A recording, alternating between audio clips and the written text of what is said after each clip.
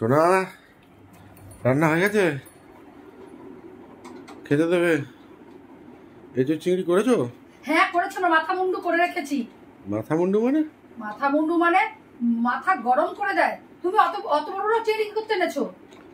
আরে তুমি তো নিজে খেতে চাইলে। আর বাবা আমি খেতে চেয়েছি চিংড়ি, তোমাকে আজকেই আনতে হবে? তুমি সকালবেলা এসছো ঠিক আছে, তুমি নিয়ে এসছো, তুমি আমাকে ডাকোনি পর্যন্ত। আর তারপর অত ছোট ছোট চিংড়ি বাঁচা যায়? কত ও তাহলে ছোট, তাহলে এই মাত্র বললে যে বড় বড়। ওটাই তো বললাম, বড় হলে তো অসুবিধা হতো না। ওই মাছটা আমি কেটে এনেছো, ধুয়ে রেখেছি, কি কষ্ট হচ্ছে না আমার ছাড়াতে। অত সকালবেলা না সব মাল আসেনি, তা ওইটাই দেখলাম এখন টাটকা, তাই নিয়ে আজকে আনার কি দরকার ছিল? তোমার খেতে ইচ্ছা করেছে তোমার, তাই নিয়ে আসলাম। নাকি যে খেতে ইচ্ছা হচ্ছে আমাকে এখনই খেতে দিতে হবে? হায় হায় হায়, এরম বলতে নেই। বলতে নেই? সোনা মারাতে এসছে। আচ্ছা সোনা মারাবে না বলে দিলাম।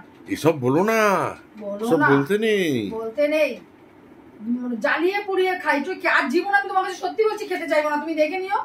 একটুখানি কি ইচ্ছা চেয়ে খেতে যাই, তুমি এনেছো, তুমি তো যাই ভালো ভালো সময় তুমি তাই রান্না করে তুমি এনে আমাকে সকালে ডাকতে, আর তুমি ছাড়িয়ে আনতে পারতে। সকাল দিয়ে কত সময় লাগলো জানো আজকে আমার?